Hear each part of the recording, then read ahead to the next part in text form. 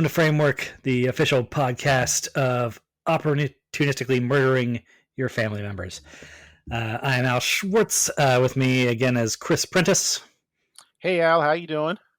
Doing good. We're here to finally talk about the final season of The Sopranos, season 7 or 6B if you are in the legal department at HBO and trying to avoid giving actors raises for an additional season.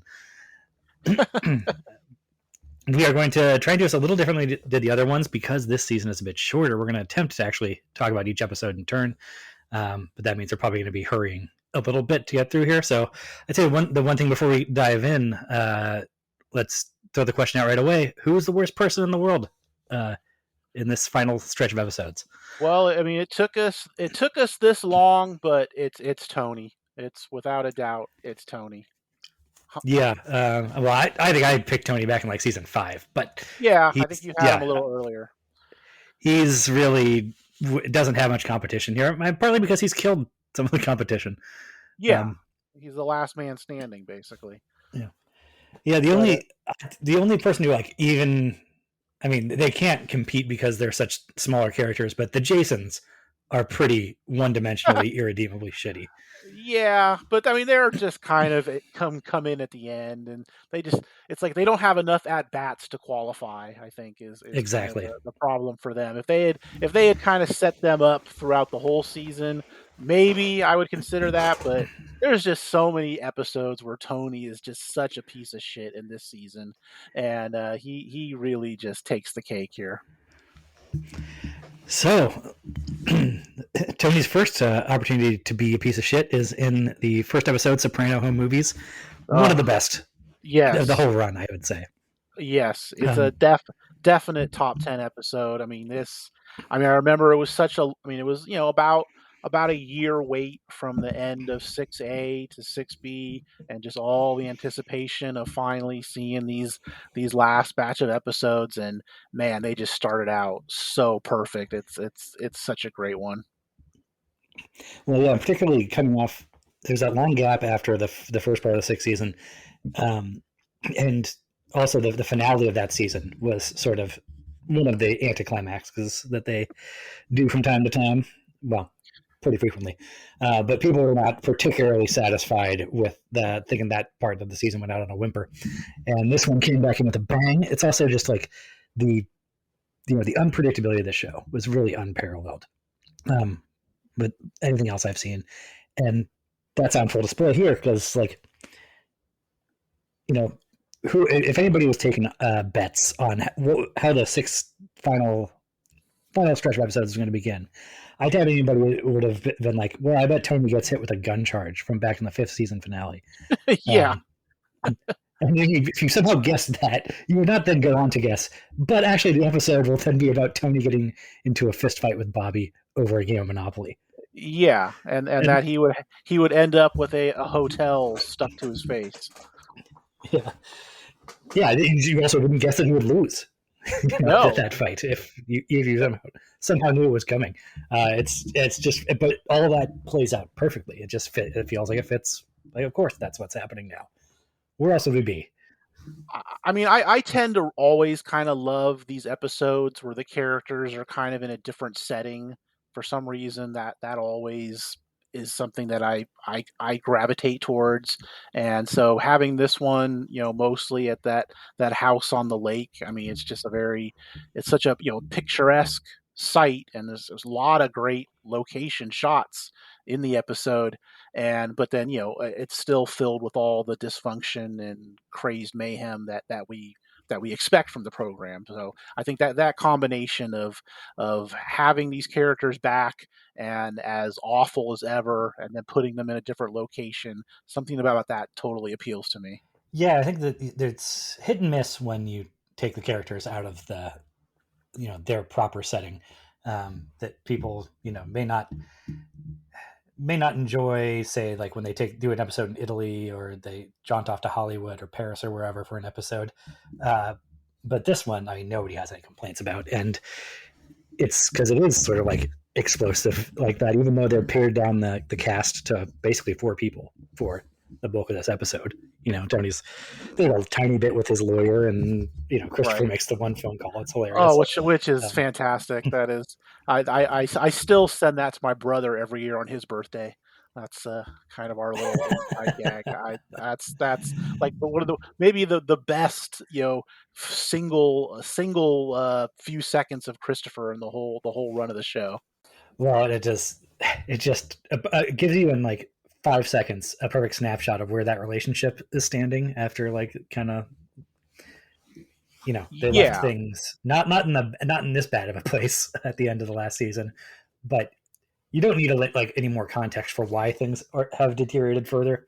Um, no, and it it, yeah, yeah, it sets up the fact that Bobby has kind of, despite the fact that they have this huge fight, that Bobby has kind of replaced Chris in the pecking order. yeah, and that will end up being you know a careful what you wish for thing with Bobby, that Well, he that's is really yes. made ascended by leaps and bounds. Even this, where you think him beating up the boss is going to get him killed for parts of this episode. That's what you're worried about. But overall, really, I think it only helps him his career. Oh yeah, yeah. I mean, absolutely. I think obviously the fact that he's married to Tony's sister, certainly it's almost kind of, not to say that Tony wouldn't do anything just because of that, but I think that complicates things quite a bit when it comes to who he could possibly get rid of. Um, so, but again, it's just their relationship here. I like their scenes together when they're on the boat, just kind of hanging out. There's so many there's so many great lines. I love when Bobby is talking about how his grandfather got in the country and kind of went through Canada, Yeah, and he has that line of they ought to build a wall now though. yeah, he has to like remind himself, like, oh yeah, Yeah. the party line is that that no more immigrants. Yeah. Oh Yeah, yeah. in terms of little things too, like I think like Edie Falco should have won an Emmy just for her bad karaoke singing. Oh God, yeah. Just No, she really she goes for it. Yeah, she really plays that to the hilt.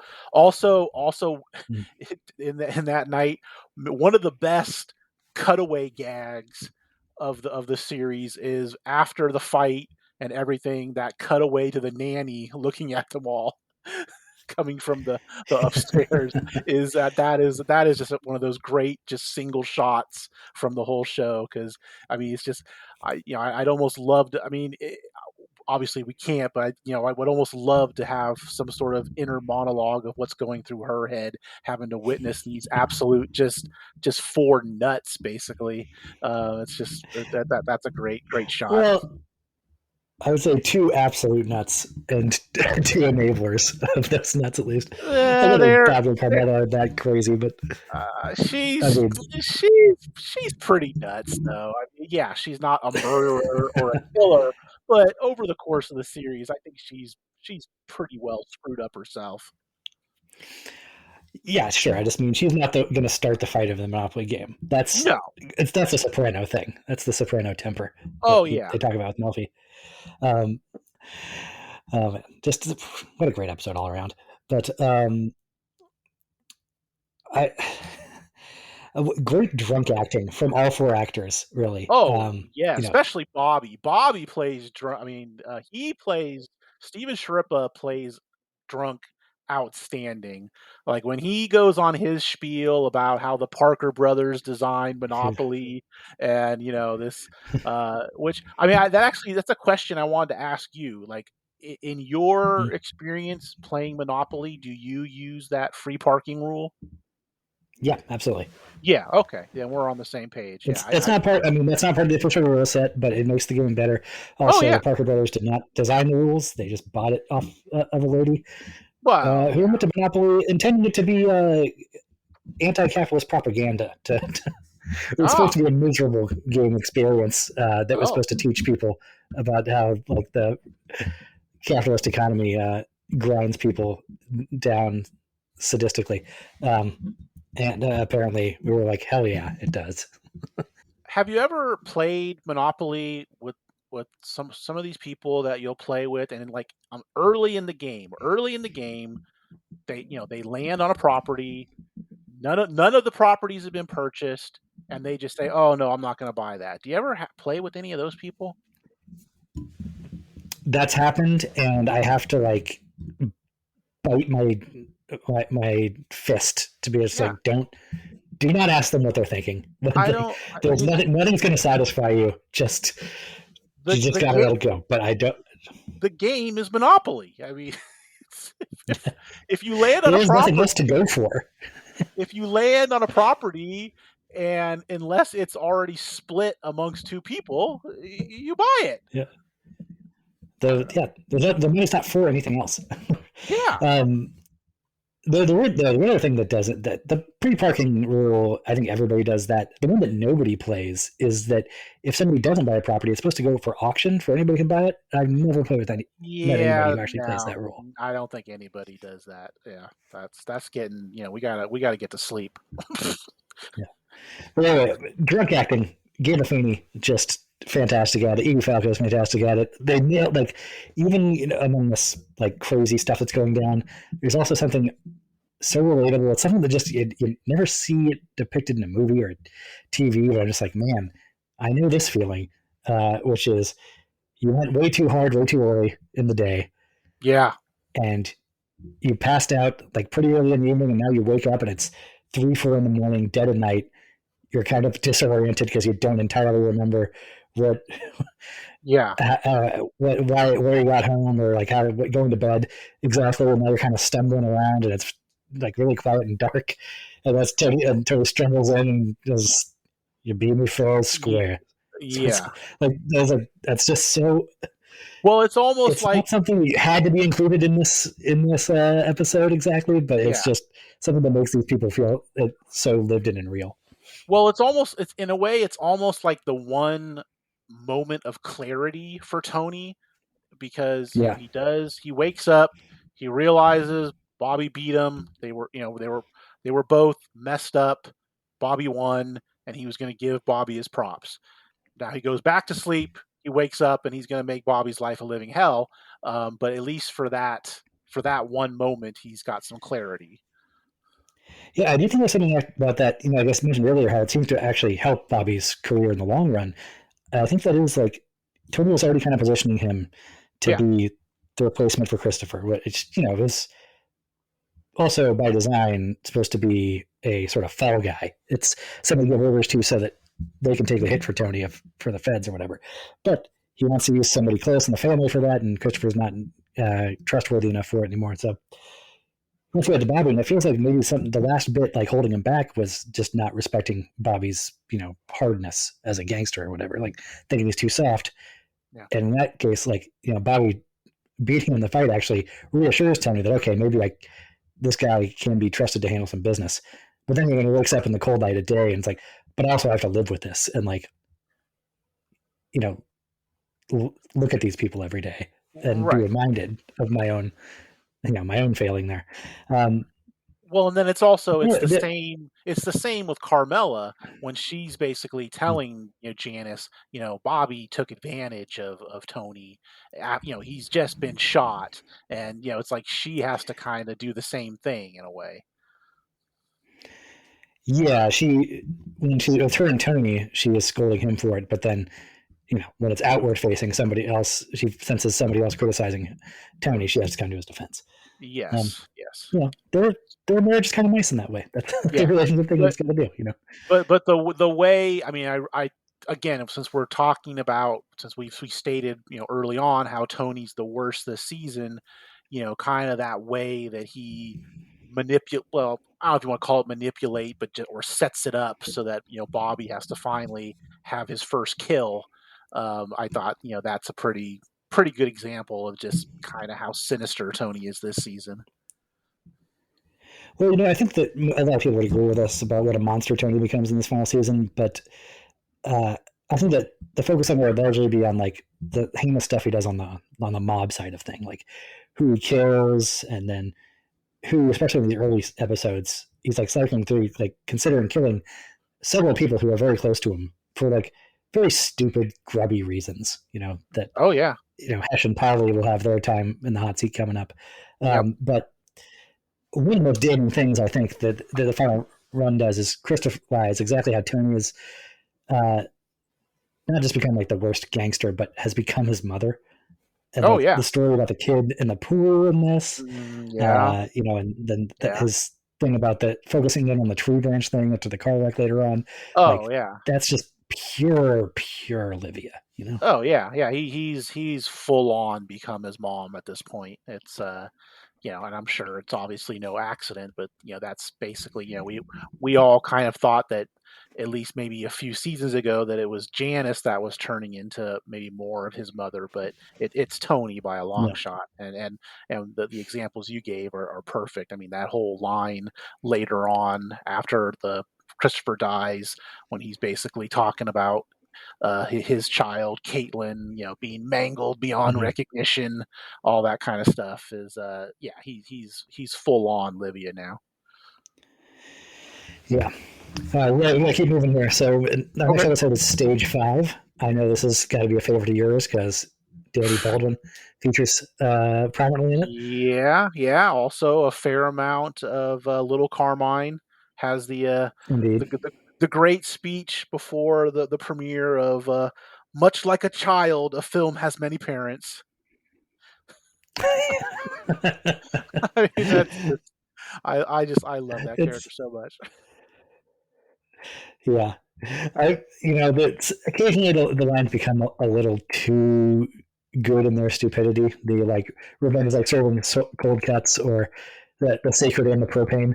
Like, I don't know if these people were actually like that bad at speaking, but yeah, I the speech before the premiere by Carmine is fantastic.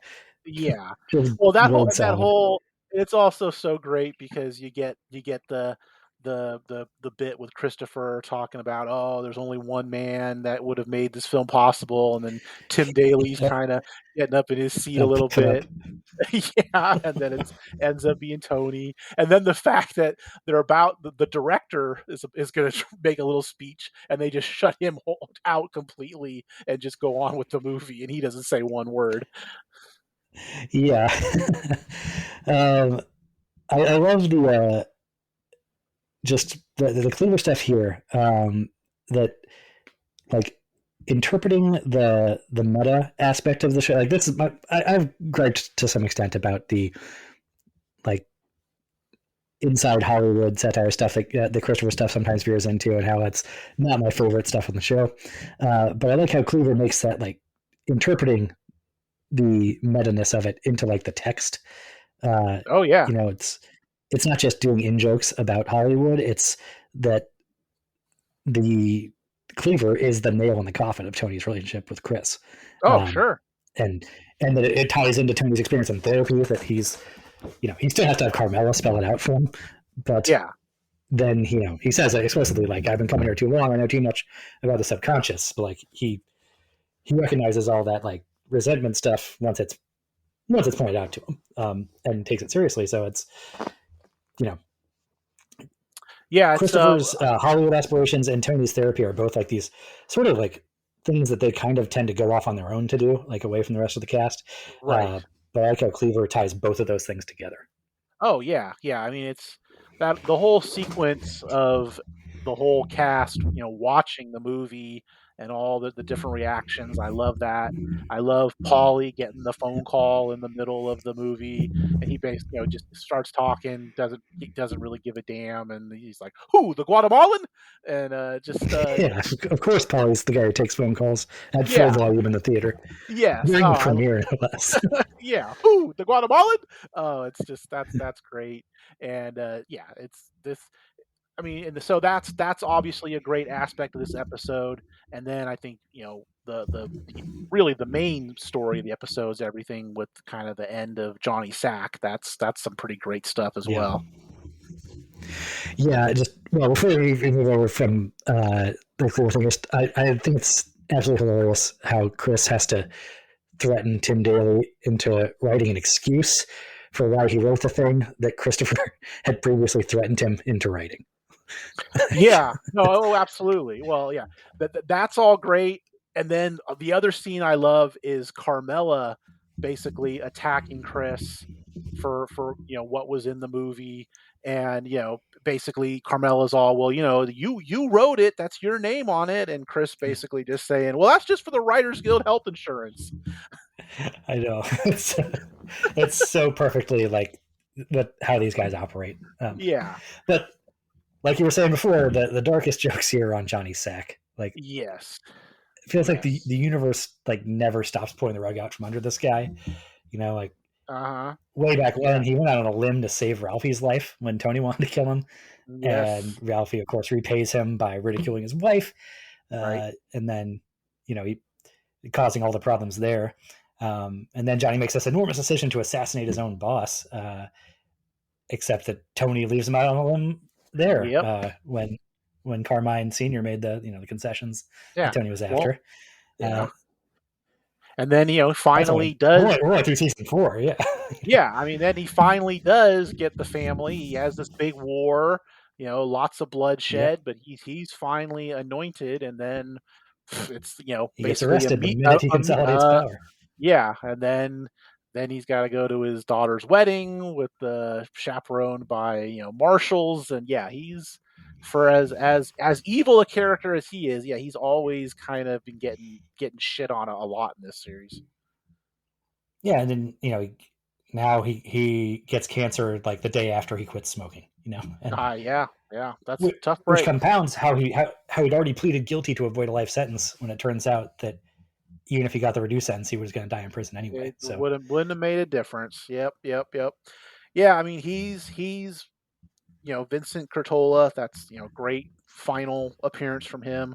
Also, really really like great work. Sidney Pollock as the fellow inmate who's helping him kind of, or at least somewhat helping him Yeah, deal with his health status, even though he's a vicious murderer in his own right.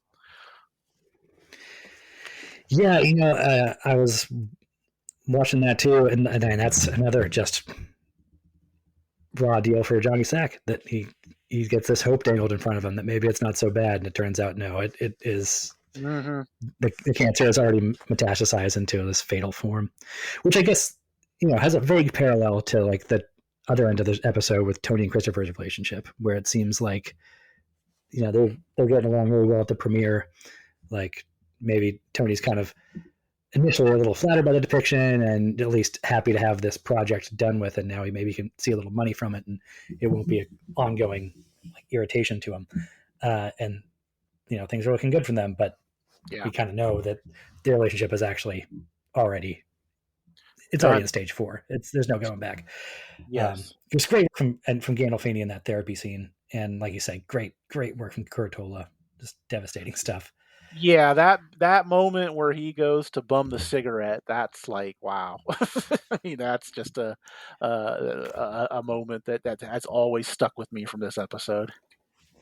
Or just his delivery when his wife asks him how the doctor meeting went, and he just says like chokes out like I don't know, I'm very sick. Yeah, Um, yeah, that's another one. kills me. Yeah, yeah, it's Cannot believe that he was not a professional actor when they found him. Like, yeah, that is bizarre, and I can't believe that we really haven't seen him do much since that show. I mean, I've seen him in a couple things, but man, that's just what a powerhouse. yeah, I mean, at least throw him. I can't. You see Vincent Pastore show up as wise guy number 2 and all kinds of Oh, stuff after sure, all the Dick time. Pussy Yeah. left the show. Uh, and I don't know how Vincent Curatola wasn't getting all that kind of stuff if he wanted it. I don't know either, man. I think I saw him. He had a pretty good. I mean, like it was only maybe a scene or two in "Killing Me Softly," that Brad Pitt Mm-hmm. movie that Gandolfini was in. But other than that, I can't really think of anything that I've seen him in. So but that's the case with a lot of these guys. I mean, I don't know if there was just so many kind of actors who suddenly were kind of put in this spot, and once the show was over, there just weren't enough roles for the lot of them. I don't know, but it's bizarre how some of these guys have just kind of disappeared. I know, I guess a lot of them all show up on these Law and Orders and all these shows that film in New York, but that's about it. Yeah, probably. I gathered that actually a lot of them show up in on Blue Bloods. Yeah, well, I That know some of Steven a couple, Sharippa. it was created by a couple of like producers, writers from The Sopranos, ended up creating that, and Steve Sharippa, who's plays Bobby, is I think is a regular on there somehow. Yeah, it's like a, I don't know if it's a regular or a main, irregular character, but I know he's been on it a bunch of times because I've always heard him kind of talk about that, and I think even Imperioli's been on Blue Bloods, but yeah, it's like all those kind of shows that film in New York. I mean, they kind of still get these guys, but that's pretty much the only time I ever see these guys. All right, before we move on, just gotta quickly mention the closing music cue is like one of the coolest fucking things the show ever did. Just Yeah, cranks things up such a notch. It's such a weird offbeat way. yeah. Well, that last bit where Phil basically kind of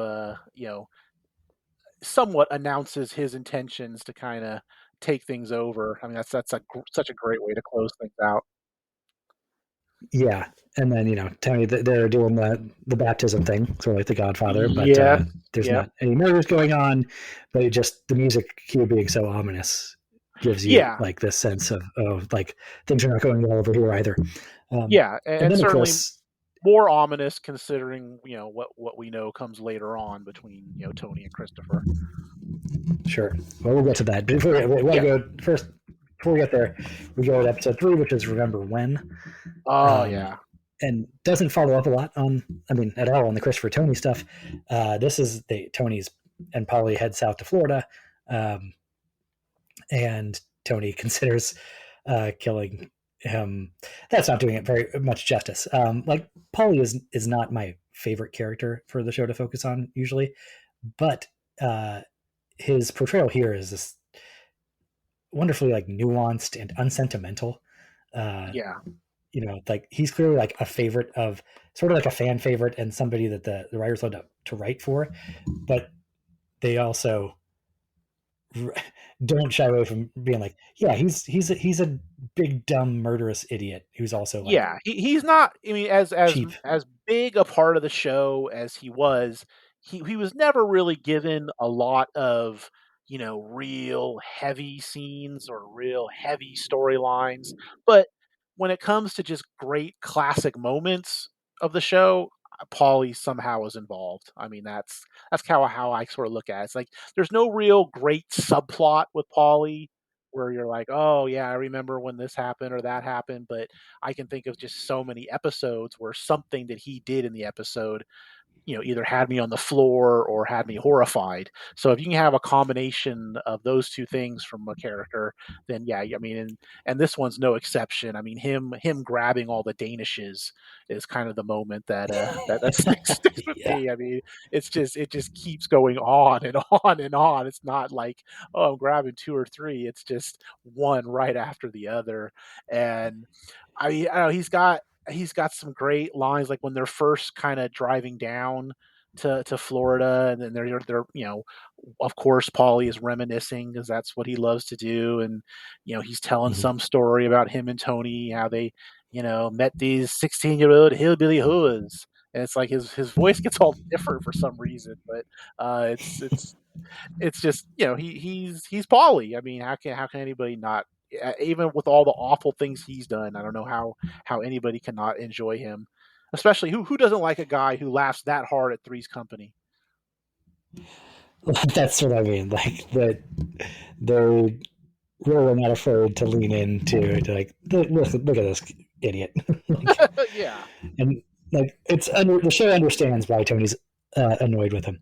Um, It does a really good job of showing all these little things that Paulie does that gets on Tony's nerves, and to the point where we kind of could buy into the fact that Tony would want to kill him. I don't know if before this episode, without all that stuff, I don't know if we would have bought that moment on the boat.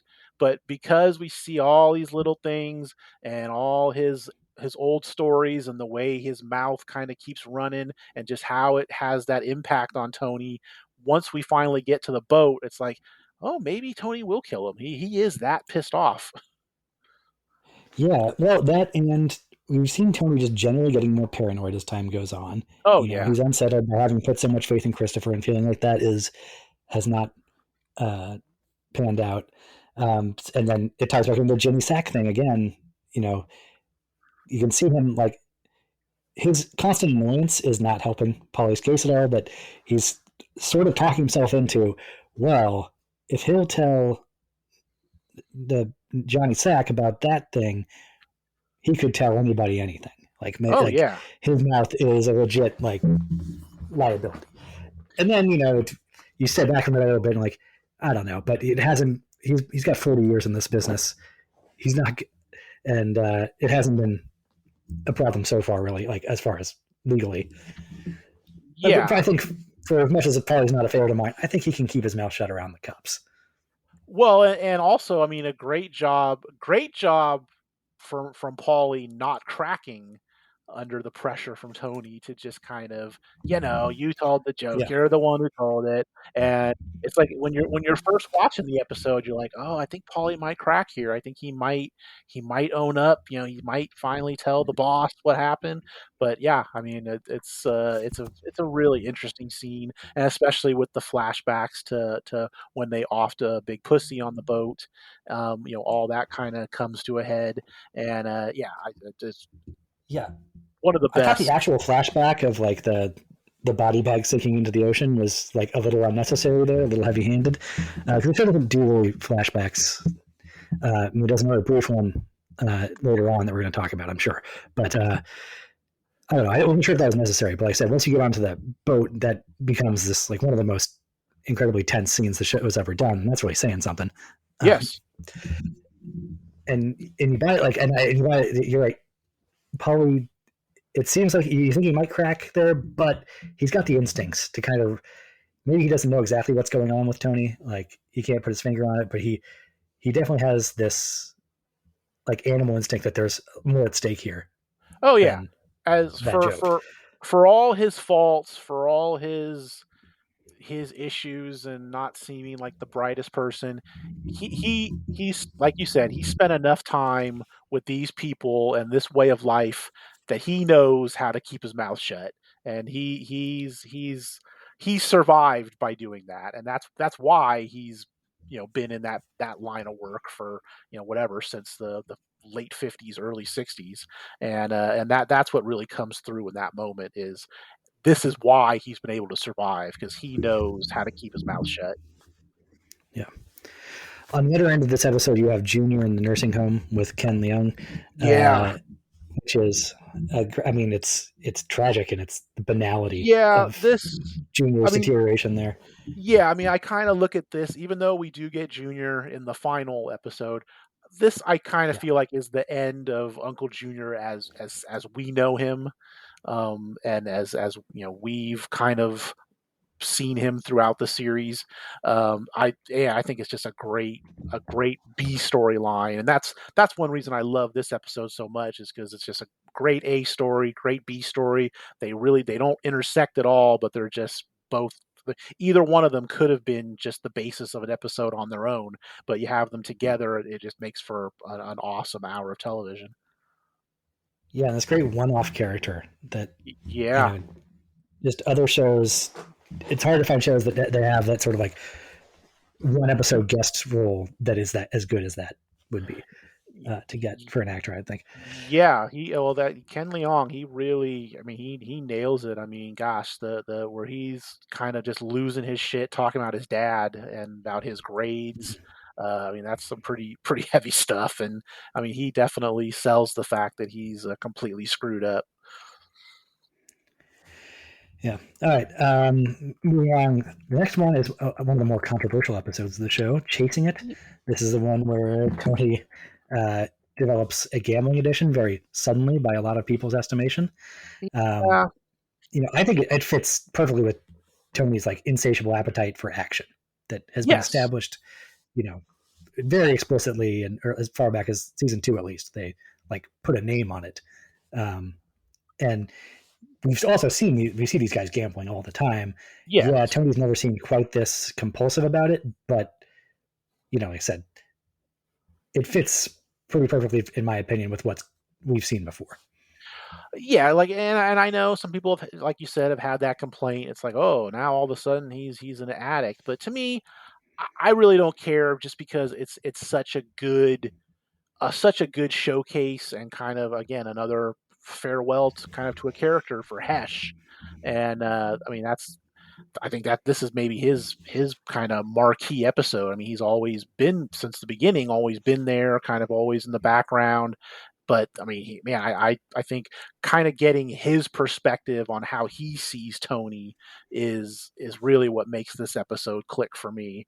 And how, I mean, I love when when Tony first comes over and tells him he's got something for him, and he gives him the cleaver hat, and that's what he's got. And then and then he gives him some cash, and Tony then leaves, and there's the great moment where Hesh is upstairs. I don't believe it was his wife. I believe it was his girlfriend, and he's kind Yeah. of going off on Tony, and he's like, "Oh, I forgot. Who forgets? Fuck you."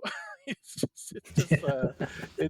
mean, it's kind of the first time we've really seen how Hesh has viewed these people. Yeah, that we haven't gotten a proper Hesh episode since the first season with like the Bokeem Woodbine episode. Really, it's the only other one Yeah, where Hesh is that this was one. prominent in Mhm. like the A plot. Yes. Um, and even then, we didn't really like go home with him enough to like see his perspective on these other guys. Like you get a sense throughout that he's a little, he knows that he's not an Italian, so he's not entirely on the inside and is a little wary around these guys. Oh yeah. But in this, we see how aware he is of that. He recognizes like how much worse Tony's been getting over Oh the course yeah. of the series, and that honor or like loyalty in this business only lasts until the envelope runs out. Um, Exactly. Yep. the other thing that I really love this episode, why I think that the gambling addiction, even if you think that it is a contrivance, is useful, is worthwhile, is because it serves to highlight this thing that's been in the show like all along, which is how phenomenally lucky Tony is, Oh and how yeah. little he appreciates that. Like in contrast to like I was saying about Johnny Sack earlier, Johnny Sack's got dealt a bunch of genuinely bad hands, whereas Yes. Tony does all of this to himself. Like Oh going back yeah. to the beginning of the sixth season, like in the members only episode, um, we see him. There's a great cut of him complaining about like, why can't I ever catch a fucking break?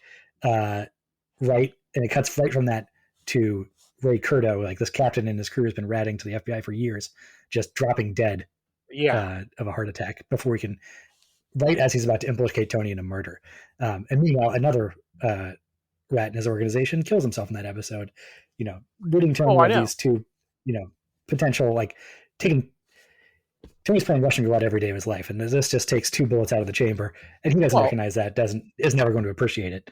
yeah, and then You if know, you go back to the first one of this season with his gun charge, I mean, that only goes away yeah, because the FBI tells Essex County to get rid of it, which is yeah. The kind county of, prosecutor kind of fucks it up. Like yeah. they come in like, "What are you kidding me?" Like, uh, Which to me and, though, and beyond that, like, I thought that was hilarious, because what the hell is the FBI waiting for? Finally, I mean, at least somebody is doing something about this guy, and the FBI is like ripping on Essex County. It's like, God, you guys have had informants up the wazoo for years, yeah, and not I really don't know if doing we ever much did of a anything. tally. I don't know if we ever tallied this up on Mike, but they've had like 6 informants Yeah, in this crew disappear, like be murdered or just drop dead in front of them. yeah. Just eh, real bumblefuck shit. Yeah, and it's like, And but you know what? apparently that even with all the wires these guys have worn, the FBI just doesn't quite have enough. So at least Essex County was trying to do something. Well, and the crew that they're Tony's organization here, also not the most sophisticated in the world. They're pretty big bumbling dipshits themselves, as we Yeah. will get into when we get to the Blue Comet in a little bit. But Yes. To get back to what I was saying a minute ago, like throughout the series, whenever Tony makes mistakes, which there are plenty, Mhm. uh, the costs never seem to redound on him. Like here, Hesh and the surviving Spatafor family seem to bear the brunt of his gambling losses, even as he's having such a hard time. Yeah, And he's and like I said, he's in that Memory episode. He dodges two rats and then gets gut shot and survives and against all survives that. odds, Yeah. which Oh he yeah. recognizes in this episode. And that's of course he's also survived a previous assassination attempt in the first season. I feel like the only time that he kind of had to face some consequences was when he split from Carmela. That was kind of finally Yeah, where his his actions finally cost him something, dramatic. But half a season later, he's back in the house. yeah. I mean, it costs him a little bit of money, as his gambling does here, but it seems like he's got to spare. Like when he decides he wants to pay Hesh back, he can't. It's not because he finally won a big bet. He can pay him off. He just does it because he's like, oh well, because and once he goes, oh, Hesh got really unlucky here. Something bad happened to him, so now Tony feels okay paying him Yeah. off. Oh yeah. Um, Right. He finally pays him off when Hesh could probably care less about it. Um, yeah, but again, if we're to for an example of why Tony is the worst this season, I got to go to the scene in this one where Hesh comes into the back of Satrial's the perk and store. Yeah, yeah, and he's kind of laughing and having a good time, and then Tony goes into his he's here for the rent, and rubbing the nickels and quarters together, and it's like, oh man, this is just Tony at his most vile. yeah. At least he has the sense not to kill him over the debt because he knows that it will make him look cheap to the rest of to his guys, Yeah, and give them more license to rip him off. yeah. Um, the best example of everybody else like paying for Tony's mistakes that I was talking about is by the end of the season, Tony will have been in two major car accidents where an Oh, SUV is on the highway and yeah. flips over. In both cases, he walks away pretty much unscathed, Yes. and then the other person in the car ends up being killed by his hand, Yep. That's and gets right. away with all that. He gets Yeah. away with it completely, and he gets basically everything he wants almost all the time, And and he then just stays unhappy. and gets to use the person that he killed in that crash as an excuse to go to Vegas and bang some 20-year-old stripper.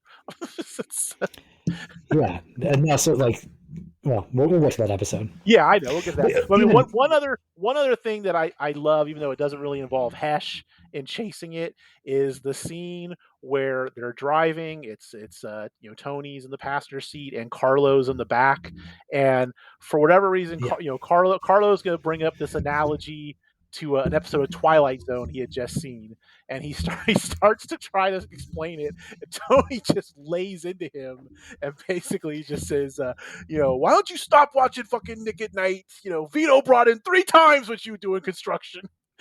I just love it. Just shuts Carlo down immediately before he can really explain what he's talking about, and I love that bit. yeah, it's the Twilight Zone episode where the guy goes to the casino and wins every bet, and it turns out that that's actually being in hell. Yeah. Which, sorry, Twilight Zone spoilers. Oh, Um, I'll tell you. but Yeah. that fits, the Tony talks about that in his episode. If you can't lose, what's the point? Then there's no charge to anything. Yeah. Um, It's just the so. casino stuff in this really underlines to me too, though, that how like these losses are not the result of genuinely bad luck. It's not like Tony can't win anywhere. Like in the opening scene, we see him having a pretty good run at the roulette table, and then later at the blackjack table too. It's just that when he does hit a winner, he can't help himself. He has to like push it onto an even longer shot. Oh yeah, You know, yeah. I mean, that's he sees a horse, and of course he's got to put some money on that. And I mean, there's the great bit where they're watching the football game in the Bing, and the game goes against Tony, and there's some guy in the Bing who just won the game that Tony lost, and yeah, Tony's, oh, guy probably just won $35. yeah, exactly. All right, we got to keep moving on here. The next episode is "Walk Like a Man," sort of the last iteration of Christopher versus Polly. Yes. Um, I don't have anything to say about this one much. Like, I mean, we could go on about it, but we have a bigger fish to fry. I think it's just a very average episode, sitting dead in the middle of a bunch of extraordinary ones. I mean, I still think it's good. It's yeah, probably Yeah, the weakest one of the bunch if I had to name one, but there's still stuff that I love in it. I when Tony is trying to comfort AJ because Blanca has left him, and he's kind of has that speech about what AJ has to offer, and that's a great scene. There's just the way that they keep kind of twisting the knife into Chris about his sobriety. Like, I think all that's pretty good. I think you get a great moment of Chris throwing little Polly out the window. That's a great moment. yeah, but it's stuff we've seen iterations of multiple times before. Like Chris is Yeah. getting shit for his sobriety and falling on off the wagon and getting back on. We've seen a bunch of times. Little Polly getting abused by the more senior gangsters. We've seen plenty. Christopher and Polly feuding. We've seen plenty. And it's sort of even underlined at the end when after Polly's torn up Christopher's lawn and Christopher calls out Tony, and before Tony can even like get off on anything, he's like, "No, no, no, I'm not going to do anything. I'm going to sit tight because I'm committed to my work and I love you and I'm not going to cause you any fucking problems." And he hangs up the phone on him like, "Oh yeah, we know exactly how that phone call was going to go, so we don't even Sure. have to do it all. Like Christopher can do a Bob Newhart version of it." Yeah. Yeah. I mean, it's like you said, it's a lot of stuff we've kind of seen before. But I will say I thought that the very end with Chris and Tim Daly, I mean, that's a great scene. That's a pretty, at least at the time, that was very surprising. I really wasn't expecting that to happen at that point anyway. So for what's kind of an average episode, it, It's it surprising, definitely but it doesn't have the stakes that even like taking out Hesh would. Even that Hesh being less central than Bobby or Polly at this point. But well, I think we've seen iterations of the gangsters take it out on the civilians when they're but I think upset plenty times before too. at the time, it seemed like a much bigger moment than it ended up because of what happens in the next episode. It's like at the time, we're thinking, oh my god, he just killed this guy in cold blood in his apartment, and oh he's not gonna be able to come back from this, and like a lot of things in the show, it ultimately doesn't really even matter. Yeah, so let's get on to the next one then, because it kind of. uh, I mean, now we're getting into this final run of four is Oh yeah, like four of like a run the likes of which very few shows have ever come close to sniffing. Like yeah. this, four of this incredible episodes, and starting with Heidi and Kennedy, which is, for my money, it's one of the most shocking and upsetting hours of television I have Oh, for ever sure. seen. Yes. Yeah. And that's kind of like, I mean, this is so obviously within spoilers here. This is the one where Tony kills Christopher, which is Yep. something that's sort of a long time coming, but still is incredibly shocking in how it plays out. Um, and it just feels so wrong. I remember watching it and just feeling like in the pit of my stomach, this feels really wrong. And it's not just because of like what happens and like what that relationship was.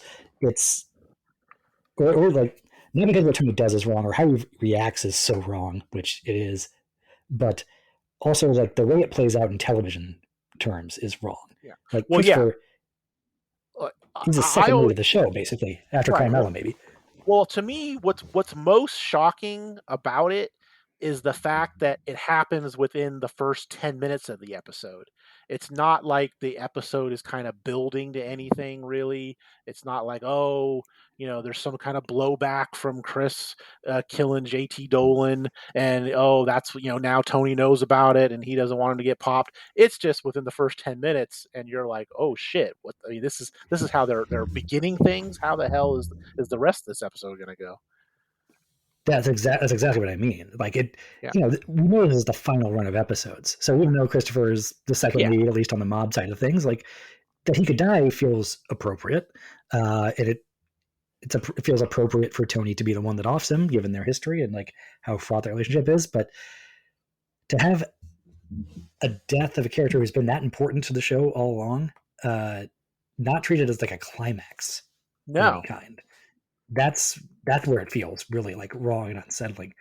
Even beyond, like having a weak stomach or like just being, you know, sad. It's just there's an unspoken contract you have with the TV show Yes. that has to do with like you investing your time in it, and this feels like an affront to that. It's you know Yeah, normally if it's like somebody of this level, if it's Pussy or Tony B, they're going to go out in a finale.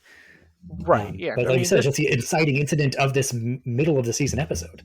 if we could have, we'll make a reference to chasing it. If we could have laid bets on how we would have thought Chris would die, this would not have been one of the ways. You would have thought, oh, hail of bullets from New York, or drug overdose, or you probably could have come up with several others, but getting into a car accident and then being basically snuffed Yeah, out by or Tony. even You know, Tony Tony kills him, like, choking him to death with tears in his eyes. You could yeah, see, yeah, uh, but with this, you know, opportunistic thing that and the dead-eyed look on his face as he's smothering him, you know, that's it. That's just really, it's shocking, like I said, and upsetting. And then we're just getting started, because so more like oh, our I know. hero, the guy whose perspective the show continues to follow, like his reaction is not remorse for what he did or grief for the death. It's annoyance Yeah, for the yeah. rest of the episode, and Oh, I he doesn't know. even handle the annoyance well. Yeah. He just Well, spends this it all like shitting all over the memory of this character that we had invested in, and sleeping with his old girlfriend, and it's just also fucking ugly. yeah, I mean, this episode has maybe the best dream sequence fake out with the bit with Melfi, The where it's Melfi like thing, yeah, yeah, I mean, that was one where it takes a little while for you to realize that that's not really going on, and then eventually when Tony kind of starts saying more things about Chris, you're kind of like, oh, wait, this is not exactly what's going on. So I kind of give them credit, because usually you can kind of tell early on when they're having one of these kind of dream sequences, but that's one of the better ones. And just all the little things that kind of tick Tony off that eventually lead him to go to Vegas. I mean, I think that's something that the episode handles real well. Having to yeah, not only go to Chris's wake, but then to go to Paulie's mom slash aunt's wake, which kind of poor planning on Paulie's part. I mean, he's so pissed off that nobody shows yeah. up. It's like, maybe don't schedule it So the same day as a day beloved is, member of your family, crime family. yeah, you've been in this business 30 years. A captain's funeral is a thing that everybody has to go to. I would Yeah, think that like you would know that, but it's fine because it gives you great pissy Polly yes, yes, yes. scenes. I didn't mean to be so alliterative there, but that's, this episode is still funny even as it's so upsetting and wrong. Um, like, sorry, circling back to that dream sequence you were talking about. Um, a lot of times shows will do that sort of dream sequence fake out, and it feels like bullshit just because they kind of want to like write a scene or tease a scene that they don't want to commit to actually following through on. Yeah, And this fake out does not feel like that. You can see no, it's Tony subconsciously rehearsing what he can and can't, like how much of this he can reveal to Melfi later in the hour when he goes and reveals, 2/3 of it, like yeah, yes. the majority of Well, it. and then also the scene we kind of alluded to earlier, where he's kind of trying to get Carmela to admit that she was glad that Christopher was dead. He's just trying to Oh kind of get God, get just that one of the most out of incredibly her. I mean, shitty things. oh yeah, it's like, is wasn't there just a part of you that was just kind of, it's like, and then she says, well, I was relieved, that you were all right, and I was, well, yeah, that's to be expected, that's fine, but it's just, and then like we said, talking about how Caitlyn would have been mangled beyond recognition. I mean, it's just such ugly stuff from him. Yeah, I wonder if we talked sort of about how the college episode in the first season, where Tony goes Yeah, and murders the rat while he's showing metal to colleges, and how that has sort of like opened the door for a bunch of other showrunners to like do their own anti-hero series. And I wonder if like this episode may have been responsible for like lowering the floor on how despicable those anti-heroes could get after this, Uh, and still yeah, have us like follow them. Like, there's a moment in Breaking Bad, for example. I don't want to get spoilery about Breaking Bad because that's not what we're talking about today. yeah, But there's one that's widely like considered by fans to be Walt's worst moment of that show. And it's got some parallels to what we're talking about here. And I wonder if that would have gone down the same way if this hadn't come first. Um, and you, Tony probably not. Tony hadn't been so monstrous. Yeah, I mean, he was kind of the template, and we've seen several other TV, whether you want to call them protagonists or antagonists, however you want to describe them. I mean, he really was the template that so many of these other shows have kind of in some ways improved on, but have really kind of borrowed from how he was portrayed. And it's like, well, if they could do this with Tony, I guess we can do this with whether it's Walter White, whether it's Vic Mackey, or you go down the list of all these characters. I do think that maybe it's not just this episode specifically, but this last closing out run of episodes, The Sopranos, did so like at least finish flipping over something where when we were doing anti-heroes up to this point, it seemed like the initial wave of them, these shows, the concern was sort of like, well, how bad we don't want to make this person too bad or we lose the audience completely. And so there's always like some hedging of, well, but they do this good thing or that good thing.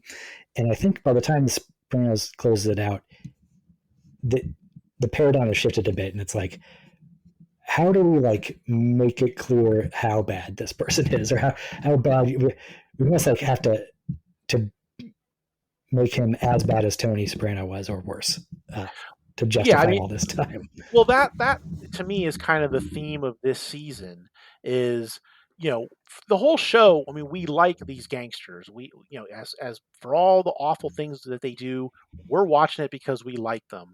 And over the course of the series, they would show whether it was Ralphie or whether it was Paulie, we'd see them do god awful things, and it would kind of remind us that there are these terrible, vicious psychopaths, but not so much for Tony. I mean, yeah, we'd see him cheat on his wife, and we would see him, fuck over different people in different ways. But the theme of this season is Tony is evil. Live with it. It just that's kind of how I get from it. Yeah, and there's his worst stuff in the earlier seasons. Uh, there's still an element of like when he kills pussy that you feel like, okay, but his hand was forced Yeah. in Oh some way, yeah. It's justified. and that's Yeah. just clearly not the case here. And I'm trying to like maybe the time like whipping Zung with a belt is the first time I feel I was like, okay, that was completely not Yeah, like that I've always I've enforced. always I've always stated that's the worst thing he ever did, in my opinion. That's just me. I just felt like doing that in front of the guy's woman is that's as bad as it gets. I'd rather just kill It's me. real bad. I think baiting, like ruining Janice's anger management Yeah, that was progress bad. by taunting her about her, uh, lost son in front of the rest of her family was That was bad. pretty fucking horribly cool. Yeah, Um, but yeah, no, that's up there for sure. But certainly in this season, and especially in Kennedy and Heidi, I mean, we're just seeing him at his just most depraved. yeah, I God, I just we could have done an hour on this episode easily. I mean, Oh, for just sure. we could have done a long time just on like that, Well, I mean, just the just first 10, 15 minutes, like I lead mean, up to him getting killed. well, just that the I look of contempt when he's upstairs and he looks down and sees Chris's widow breastfeeding the baby, and just that he's just got that look of like, I got to get the fuck out of here. I'm gonna go book a room to Vegas. I am out of here. I mean, it's just we're really seeing who Tony is in these scenes. the whole lead up to Christopher getting killed. It's so surprising how it plays out, but also like all the little details of it kind of feel right to me. Like going back to it, where it's like even like tiny little stuff, like okay, Christopher is gets in the accident sort of because he's distracted flipping through the radio. Like he's not focused because he's fixated on entertainment, which Yeah. is Yeah. the Okay. in miniature, the whole Cleaver thing in miniature, and the source of the deterioration of this relationship. And then he also like kind of damns himself, I guess, by talking. He was talking to Tony right before we get in the accident about how every day is a gift, and Tony is espousing that philosophy. And Chris makes some good points, except the problem there is that their relationship has already become so poisoned that now Tony's going to look at the opportunity to murder him as a gift that the universe dropped into his lap, and Yeah. basically decide, yeah, you know what, life is too short to continue to be confronted with my failure to make this guy into a proper heir. Oh yeah. Well, and then and you see it when Chris is fumbling with the radio with the Departed soundtrack, and just kind of and he's Comforting kind of him, like, yeah. yeah, he's like, he's sniffing, and he's kind of he's kind of jerking around, tweaking out, whatever you want to call it, and just the disgust on Tony's face is just like, why it's like, why am I in a car with this person? Why am I on the planet with this person? And Tony gets lucky. God basically, gives him a nice reason to finally get rid of him. Yep. And of course, they're listening to Comfortable Men, Yep. which, by the end of the episode, that's clearly Tony is not feeling any of the remorse or guilt. He is comfortable with his decision here, Yep. and he's pretty numb to it. I All will right, say real quick. we gotta keep moving. I know, real Oh, quick go ahead. though. Funniest bit. Again, I'm a big fan of cutaways. Funniest bit in the episode is the cutaway to Daniel Baldwin at the funeral. That's the part that that's next level for me. Yeah. Of course, I knew you'd love that. Yeah. All No right, no so now dialogue. we're down. We got three episodes left. In the The wheel. Okay, next it's one is the down the Second stretch. Coming. Yeah, Yeah. Second Coming is the one where AJ tries to kill himself. Y- One of the most well acted episodes in this just impeccably acted series. AJ, we're getting some pretty stellar stuff from him in this one. Yeah, Robert Eiler doesn't have the greatest range, but No, man, he no. does he capture like this millennial shithead perfectly. Yeah, he gets in these scenes, and when he's in that water, and when Tony gets him out of it, it's like he's doing some pretty awesome work in there. Yeah, and I think Gandolfini brings out, you know, the best any actor in him. I also noticed this last time watching this too, like, oh, Jamie Lynn Sigler has become a really good actress by this point on the show. Yeah, I don't know if in the first or second season that was necessarily the case, but she's become really good this in like the final AJ arcs here when she's trying to relate yeah. to him and she's just scared of where she thinks this is going. Well, it's like, the first couple seasons, she's kind of got the spoiled rich kid kind of thing going, and Yeah. that's rather. I mean, even though I think it's true to who that character would be, it's also kind of annoying. But now she's kind of playing you know, she's kind of come to grips with who her family is, and gonna just try to make the best of it. Is kind of her strategy at this point, and yeah, she pulls that off perfectly. Yeah, the character doesn't have as much stuff to do this late in the game, but No. the performer is doing more with less. Is what I was struck Yeah. by. Oh, 100%. Um, Yeah. we also get the just most amazing like scene of finding the tooth in the cuff of his Oh, pants during family yeah. therapy.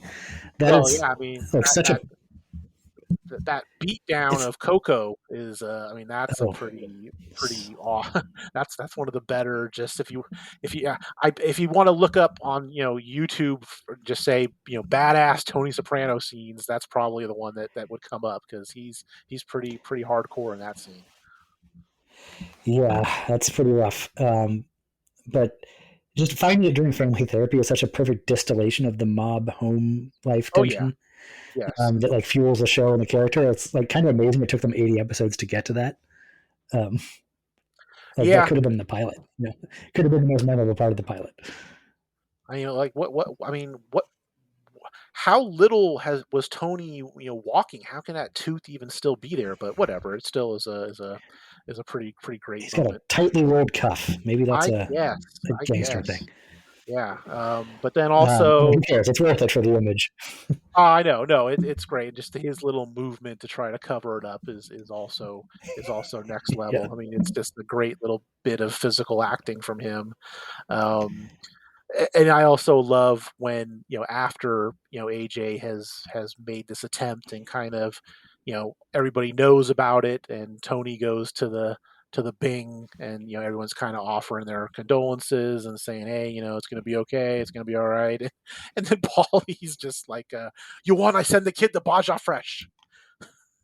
yeah. But I remember that one taking like 8 or 10 seconds to catch up to me the first time I was watching this to Yeah. figure out, what What he does he said. say? I thought it was, Yeah. at first I thought it was just some sort of like Italian slang that they slip into No, sometimes. no. Baja fresh. Baja Fresh. It's just it comes out of his mouth so naturally that it's just It that does. kills me for such a, kind of dour scene of, everybody kind of acknowledging what's happened to AJ. Just, something about sending the kid for Baja Fresh just is perfect. Yeah, yeah, you're right. The party says it with such genuine concern, even as Yeah. he's Oh mangling yeah. it. That's great.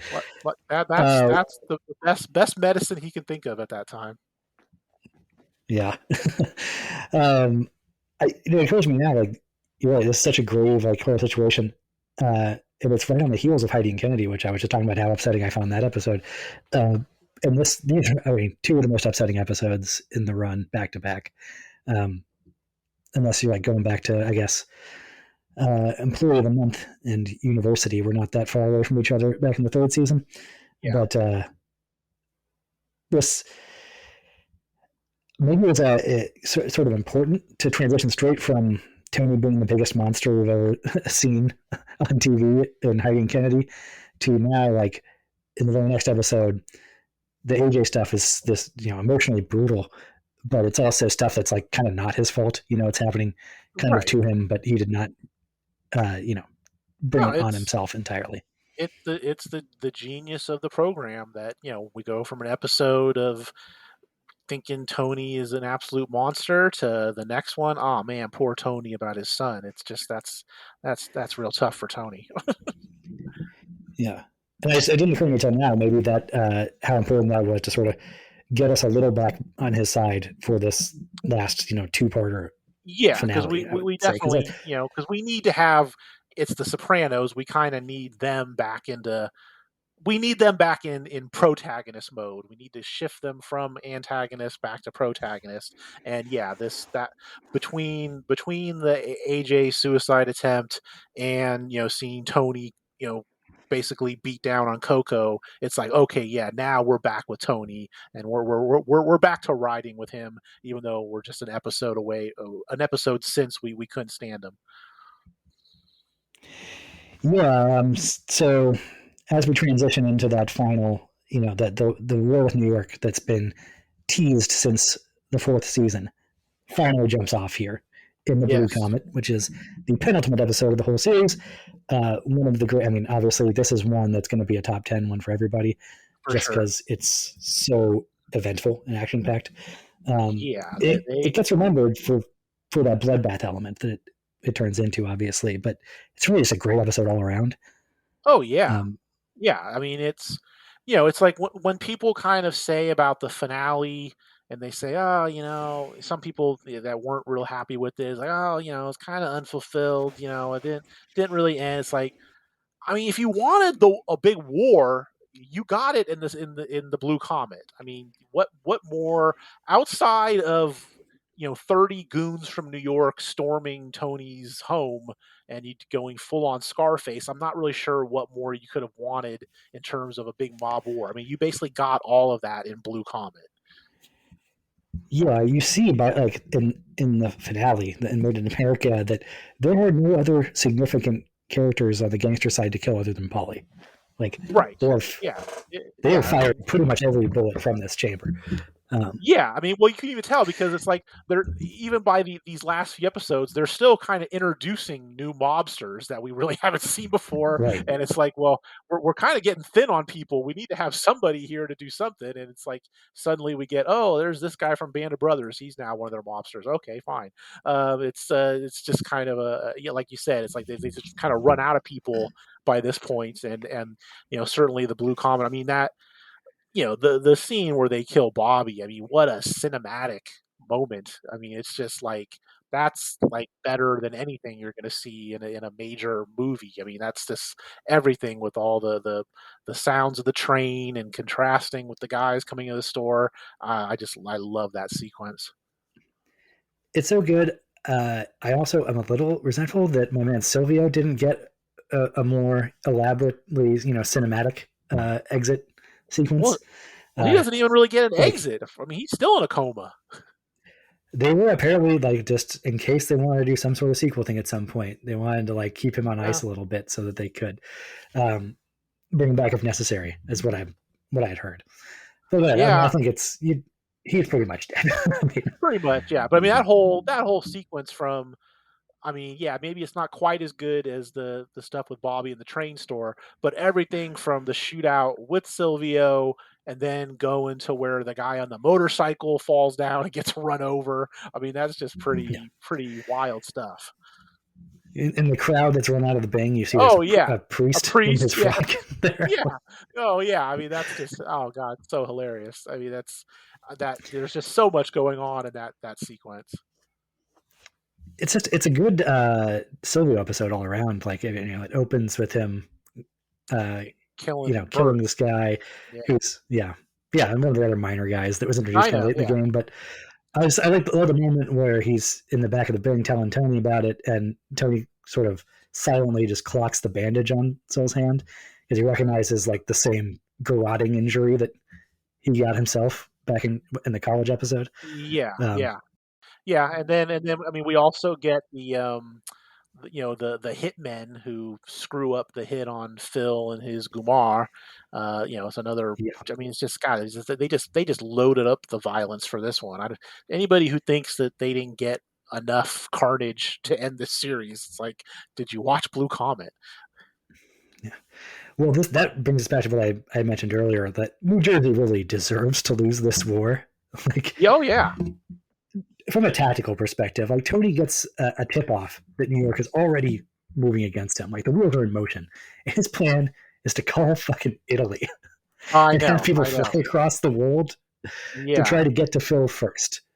And actually, yeah, he's not going to call Italy, right? Because he's going to tell Silvio, to tell Polly, to tell Patsy, to tell the junkie they have translating for them to set the yes. whole thing up. Like, what could go wrong? Yeah. Uh, Yeah, yeah, you would think at this point, the whole, "Oh, we better make it, look like outsiders," like, that kinda goes all out the window at this point, but, that was kinda Tony's go-to move is, "Let's get these outsiders," and, yeah, he kinda screwed that up, so definitely, bad strategy on the part of Tony in this, escalating war. I mean, I'll give him a little bit of credit that maybe it was actually important, like to be. He didn't want to wait for Phil to make the first move, but if he's seen as acting first, then even if he gets Phil, the next guy may like have to continue the war just to consolidate his hold or Sure. whatever to save face. Um, but whatever. It's still it's done in a very bumbling fashion, and I love the line Yes. where that when Sybil was telling Tony how it fell apart. He said, "Paulie won't sit down. It's on him. He takes full responsibility, but he didn't do nothing." Just Yeah.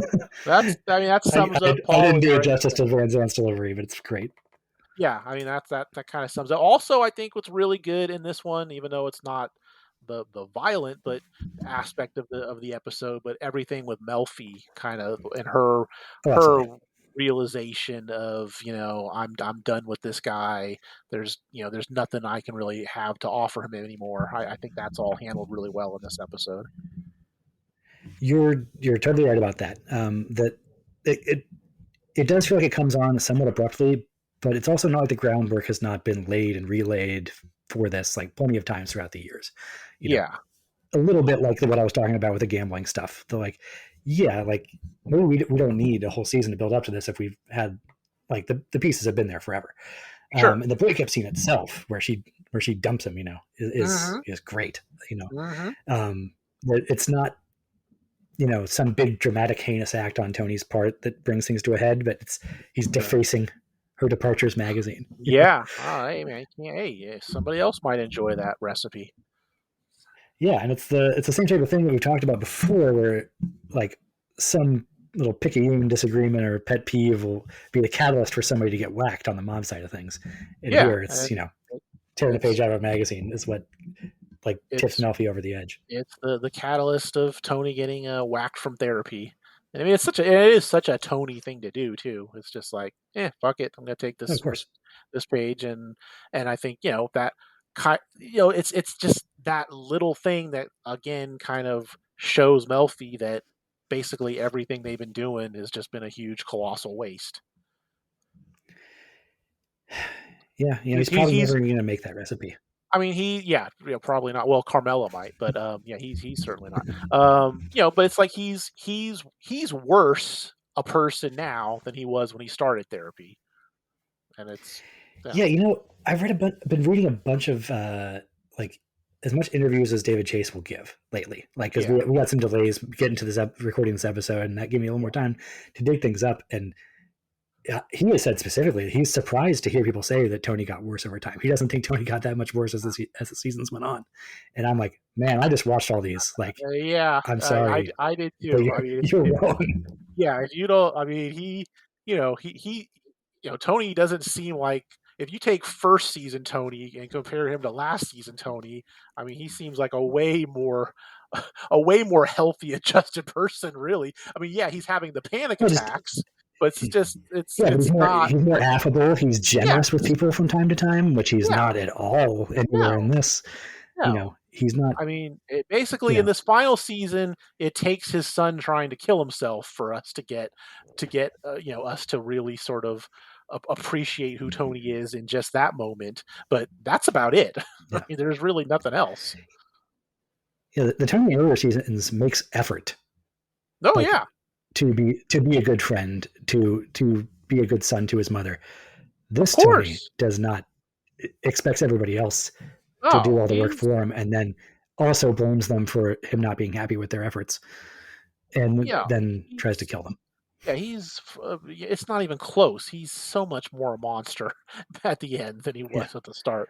It's I don't know, I mean, I think Chase, at least when I've seen interviews with him, I almost feel like he purposely likes to give the opinion that is maybe not the more popular opinion about characters or aspects of the show.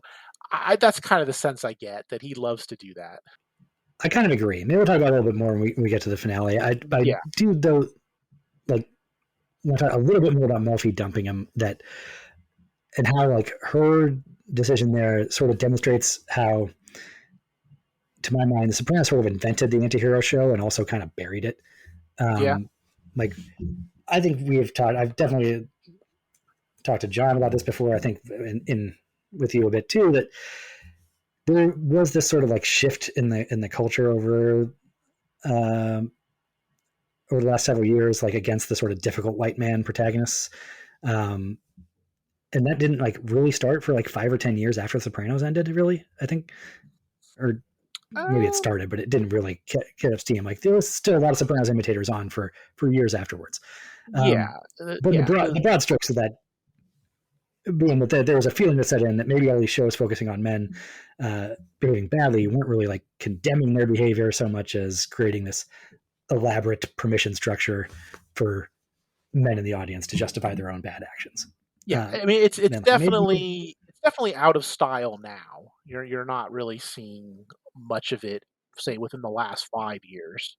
maybe being inundated with all that like didn't make me favors in terms of making me think like, well, maybe if I hurt people sometimes, it's not proof that I'm a selfish prick. It's just that I'm a misunderstood man of depth and complexity and strength, like Tony Right. Soprano, and that comes with that territory. But I think like Murphy was ahead of the game in puncturing that. Oh, Like well, yes, she is yes. interrogating. whether this whole therapy thing, where she like closely examines and attempts to understand the behavior and the motivations of this sociopath, like she's interrogating whether that's really a defensible moral exercise or if it's basically just an ego trip for this like already narcissistic personality to refine those types of justifications. That for being so wicked but so fascinating and worthy of close study. And that's really like therapy parallels watching the show, that it's in terms of picking apart that mindset. Yeah, well, I think in the later seasons, she fell into the trap of being entertained by Tony, and like, oh, this is kind of all these stories that he's telling, and all these different aspects of his life. I don't think she was even functioning much as a therapist at that point, and that's basically she finally kind of comes to that realization, and that she's basically just been conned for several years. What started out as very helpful and seemed to be doing him some good has just turned into a huge con for about the last 3 or 4 years. I would disagree with that only to the sense that I think it was pretty explicit in the first couple seasons that at least like other people in Melfi's life were questioning her about whether this was entertainment for her and all of that. And I think in the later seasons, it's more that she's fooling herself about therapy making him better. When, as we were talking Right. about, he's just been getting worse and worse. Like, yeah, he treated the panic attacks. It's like, in a way, making him more mentally stable Was is bad. also serves to make him a worse person. Yeah. Oh yeah. And she doesn't want to admit that for obvious reasons. No, I mean, basically everything that she did just helped him be a better mob boss. That's ultimately what she did. Yeah, that's part. I think that also goes hand in hand with what I was talking about. Whereas Tony's the luckiest person on earth who thinks that he's got terrible luck. That from the start in therapy, like Tony has this incredible ability to take exactly the wrong lesson away from everything, every breakthrough he has.